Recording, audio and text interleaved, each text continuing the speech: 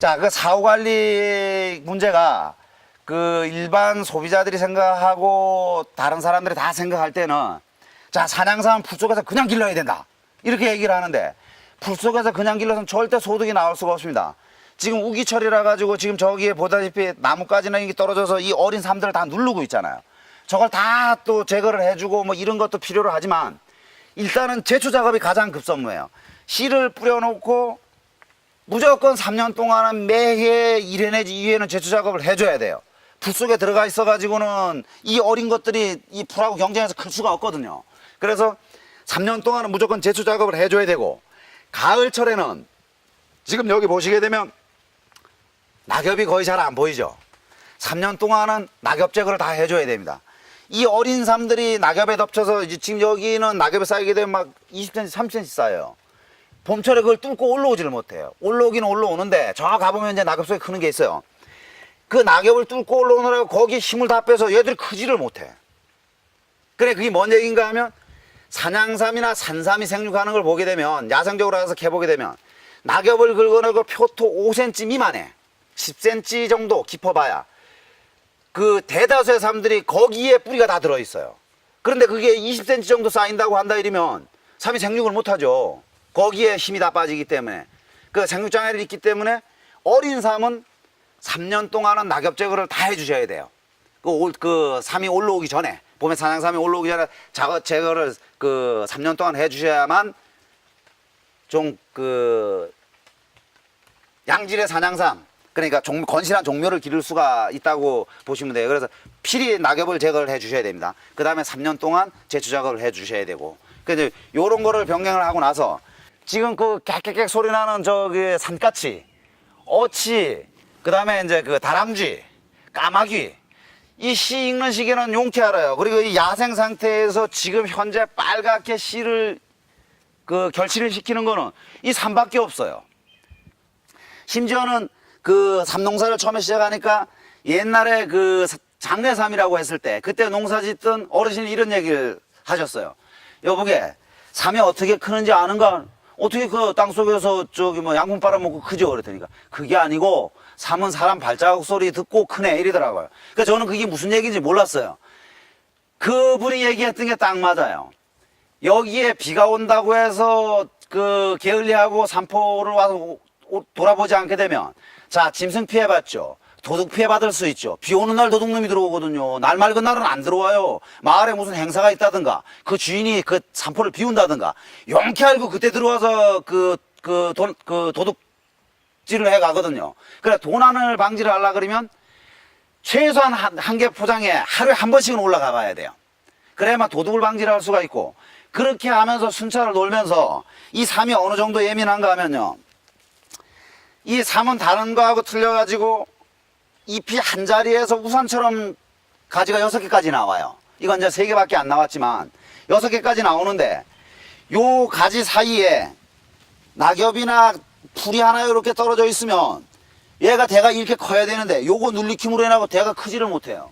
생육장을 입는다는 얘기예요. 그래, 이거라도 하나 들어 치워주고 여기 나와 있는 잡풀이라도 한 포기 뽑아줘야만 얘가 생육을 하는데 도움을 주잖아요. 그러니까 자주 올라와서 가꾸면 가꿀수록 소득은 높아진다는 얘기예요. 그래서 그 어르신이 얘기한 게 사람 발자국 소리 듣고 삼이 큰다는 얘기를 한 게 그런 맥락에서 얘기했던 것 같아요. 하여튼 자주 돌아서 문제성이 생기는 것도 발견을 할 수가 있고 보완도 할 수가 있고 이 산양삼을 가꿀 수가 있거든요. 심어놓고 열흘에 한 번, 보름에 한 번, 한 달에 한 번 이렇게 올라가고 있어요. 그러면 소득이 나올 시기가 이 정도 시기가 되게 되면 도둑이 다 캐가고 없어요. 그러니까 내 물건 내가 투자해놓고 내가 지켜야 됩니다. 그거 뭐 사람을 둬서 관리인을 둬서 지킨다? 안 됩니다. 그거 내게 아니기 때문에 나만큼 관리를 안 해주거든요. 이게 지금 쥐피의 흔적이에요. 이게 올해 비가 많이 오니까 여기에 있는 삼을 파먹기 위해서 쥐가 이렇게 구멍을 다 뚫어요. 이런 식으로. 이 쥐가 처음에는 이렇지 않았었어요. 이렇게 그 두럭 형태로 네골뛰기로 심다 보니까 쥐가 땅속으로 터널을 만들어 놓고 파먹더니까 올해는 날씨가 이상해가지고 아주 너무 가물으니까 흙이 안에 뚫고 들어가니까 터널을 못 뚫어요. 흙이 자꾸 무너지니까. 그러니까 비가 갑자기 와가지고 흙이 단단해지니까 파고 나갈 수가 없으니까 이 상태를 보고 이렇게 판다니까.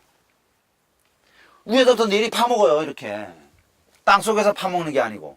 예전에는 이 그 쥐가 파먹으면 대는 요대로 있어요. 근데 약간 잎이 시든다든가 색깔이 변색이 되는가 대를 잡고 싹 당겨보면 대만 싹 빠져나와요. 얘 쥐가 먹었거든요. 얘도 잘하면 쥐가 먹었을 수가 있어요. 이거 보세요. 이 쥐 피해가 이렇게 심하다는 얘기예요.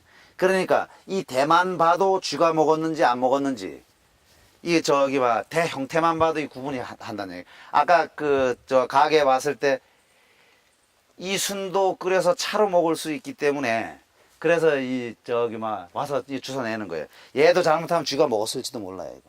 근데 얘는 쥐가 안 먹었네, 아직까지. 이 순만 살짝 당겨보면 알거든. 이렇게 쥐 피해가 극심하다는 거. 그런데 어찌됐든 간에 쥐하고 싸워서 이기지 못하면 이 농사는 실패예요. 가장 사후 관리 중에 중요한 게 도둑 관리보다 저는 쥐 관리하고 제주 관리라고 보거든요. 그래서 약으로 잡는 건 한계가 있기 때문에 외부에서 쥐가 자꾸 들어와요, 산포 안으로. 그러다 보니까 요 망이 60cm입니다, 높이가. 그러니까 요건 우리 이제 조합원 중에 한 사람이 요렇게 해보니까 괜찮더라.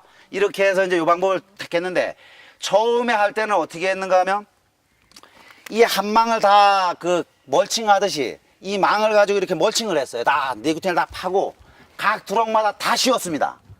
그렇게 해보니까 1차적인 피해가 있어요. 지금 망 작업하시는 분들이 있습니다. 그거 하지 마세요.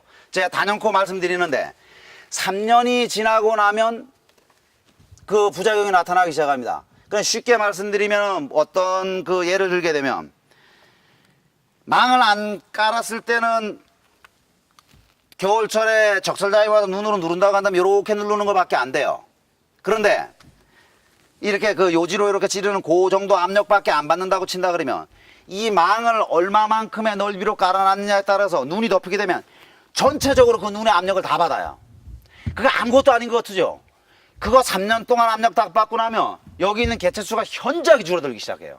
제가 25m 그 망 씌우는데 몇 주가 들어갔는가 하면 그때 약 한 600주 정도 들어갔어요.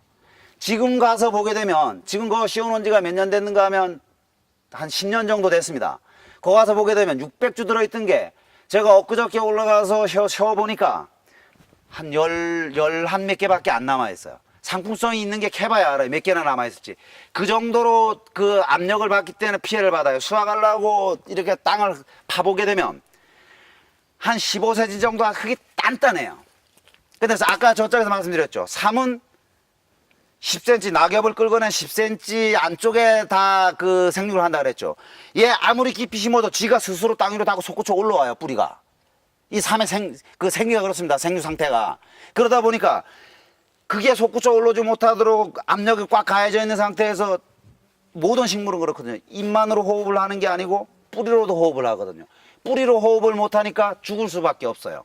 그래서 2차적인 방법을 택한 게 전체적인 압력을 받지 않고 쥐가 들어오지 못하게 하려고 이 망을 친 거예요. 그러니까 이제 와서 어떤 분이 물어봐요. 이거를 어떻게 했습니까? 포크레로 파고 묻었으면 이 포크레가 어떻게 올라와요? 사람이 다 파고 묻어야 되겠죠. 이거 한 20cm 정도 다 파고 묻은 거예요. 이거 전체적으로 돌아가면서. 그래서 이 전체 산을 이게 큰 면적을 씌우면 씌울수록 쥐 피해는 또 받을 수가 있어요. 그래서 500m면 500m, 200m면 200m. 그 포장에 맞게끔 개체수가 많이 남아있는 고연근 쪽만 이렇게 해놓게 되니까 쥐 피해는 현저히 줄어듭니다. 그래서 쥐망을 안에다 또 이렇게 파고 묻습니다. 그래서 이렇게 작업을 해놓은 겁니다. 그러니까 아까 그 망을 씌웠는 데는 쥐 피해가 없는데 이 망을 안 씌운 데는 이렇게 쥐 피해가 있잖아요. 그래서 인위적으로 쥐를 방지하는 방법은 그렇게 해서 쥐를 막거나 아니면 쥐약을 넣어서 구제를 하거나 이렇게 해야 되는데 여기에 있는 쥐는 쥐약을 넣으면 그때는 잡을 수가 있어요. 근데 외부에서 들어오는 쥐는 또 2차적인 피해를 또 입혀요. 그러니까 쥐 피해는 1년에 3번 입힙니다. 쥐약을 놓으시려 그러면 봄에 해동이 되자마자 그때 쥐약을 한번 놓으셔야 되고 장마지기 우기 들어가기 전에 그때 풀씨고 뭐고 연근한 게 하나도 없거든요. 그때 쥐가 가장 극심하게 피해를 입히니까 장마 임박해서 장마 전에 한 번, 그 다음에 낙엽이 지고 나서 동절기에 땅이 얼기 전에 한 번, 이렇게 1년에 3번만 쥐약 처리를 해주게 되면 쥐는 현저하게 개체수는 감소를 해요. 그러나 제가 24년 동안 쥐하고 싸우고 졌어요. 그래서 이렇게 쥐가 먹고 남아있는 거, 그거 먹을 수밖에 없어요, 현재까지는. 그래서 이제 조금이라도 수확을 더 하려고 그 힘을 들여서 망을 씌우는 거예요. 근데 고형근들이 올해도 여기 씌웠어야 되는데 지금 아직 못 씌웠어요. 제 작업만 하고. 이제 가을에 여기는 씌워야지. 그 첫해 돼지 피해를 받았을 때 이 순을 제거를 안 하면 이 나머지 거를 자꾸 와서 그 돼지들이 피해를 입히니까 와이프가 같이 올라와서 이 순을 다 조내려고 그랬어요. 그래서 순을 다 주워내는데 이 포장을 다 먹었죠. 저기서부터 이제 순을 주워서 이렇게 올라오더니까 여기 올라가더니까 중간에 우리 지금 온 자리 거기서 탁 이제 주저앉으니까 막 엉엉 우는 거예요. 야, 왜 우는데? 그랬더니까 아니 자기는 약도 안 오르네. 아니 이렇게 농사져서 이렇게 힘들게 해놨는데 이 돼지가 싹 먹고 순이 다 넘어갔는데 어떻게 웃으면서 그 순을 주술 수가 있냐. 아니 이미 먹은 거 여기서 울더라면 3일 뒤로 살아나냐? 이미 먹은 건 먹은 거고 앞으로도 안 먹게 하는 게 중요한 거지. 그리고 20일 동안 밤잠을 못 자고 여기 잠복을 해서 결국은 잡았어요, 돼지를 여기서. 그래가 그 다음부터 이제 몇 년 동안 돼지 피해를 안 받았는데 이 돼지가 학습을 시키나 봐, 그 새끼들한테. 그 작은 돼지들이 와서 피해를 또 입히기 시작해요. 그래서 이 포장에 지금은 안 보이는데 저 아래쪽에는 보이는데요. 저 능선 쪽으로 가면 삼중망을 쳤습니다. 처음에 그 철망, 그 다음에 친 게 그 공사 현장에서 그거는 KS 인증 그 돼 있는 45m짜리 안전망, 이 손가락 하나 들어갈 정도로 돼 있는 사람이 떨어져도 그 밑으로 추락사고 방지하는 안전망이 있어요. 그 안전망을 깔았어요. 돌려 쳤더니까 이 못 뚫으니까 그 다음에 밑에를 툭 치고 들어오는 거예요. 그래서 원형 철망을 한번 또 돌렸어요. 그래 원형 철망 조금 더 넓은 부분 그 사이로 그냥 들어와서 그걸 툭 치고 들어와요. 그래 2차 피해를 받고 나가지고 농가한테 가보니까 태양열로 이렇게 돌리는 전기가 있어요. 야 저기 무슨 그게 되겠냐 이랬는데 저짝 다른 포장에 갈 때 그 감자밭이 하나 있었는데 거기 돼지가 달려들었어요. 야 니네 포장에 돼지 들었던데 그러더니 에이 시가 뜨고 하루 종일 또 작업해야 되겠네. 그들이 와서 그냥 그 피복되는 꽃을 막 툭툭툭 꽂더니까 가나다란 철사 하나 딱 돌렸어요. 요 저기만 한 15cm 높이로. 그리고 다 됐다 이거예요. 야 저 돼지 그냥 넘어가지 이랬더니까 돼지는 못 넘어가요. 이제 치고 가더라고요. 근데 그 다음날부터 보니까 망을 이렇게 둘러쳐 놓은 데를 1m 옆에 쪽으로 우리 지금 온 것처럼 교통로처럼 돼지가 밤새 얼마나 뺑뺑 돌았는지 그래 풀이 다 눌리켜서 그 길이 나 있어요. 그러니까 돼지는 머리를 땅에 대고 이렇게 가서 뭐 노루나 토끼나 이런 것처럼 껑충 뛰넘는 그런 걸 못 하더라고요. 이렇게 걸어가요. 그러다 보니까 걸어 넘어가다 그 선에 대이잖아요. 그러니까 전기를 먹으니까 못 들어가는 거예요. 껑충 튀 넘어가질 못하는 거예요. 아 그래서 그러면 전기하면 되겠구나. 그래서 그 들자마자 전기를 한번 딱 돌렸더니까 그 이후부터는 돼지가 안 들어와요. 근데 이제 단 이제 문제가 뭔가 하면 그 가정용 전기가 들어와서 전기를 끌어서 넣을 수 있는 지역은 24시간 전압이 안전적인 전압이 나가기 때문에 그 관리를 조금 소홀히 해도 되는데 태양열을 설치했던 거는 태양열 전선에 이 풀만 하나 가서 이렇게 대여도 여기에서 방전이 일어나기 때문에 그 뒤쪽으로 나가는 그 전압이 약해지기 때문에 그리 뚫고 들어와요. 그래서 일주일 아니면 3일에 한 번씩 댕기면서 그 전기선에 나뭇가지가 떨어져 있나 풀이 올라와서 걸려 있나 이거 다 보고 다 잘라줘야 돼요. 그렇지 않으면 용케 알거든요. 전기 약한 거는. 그리 뚫고 들어와요.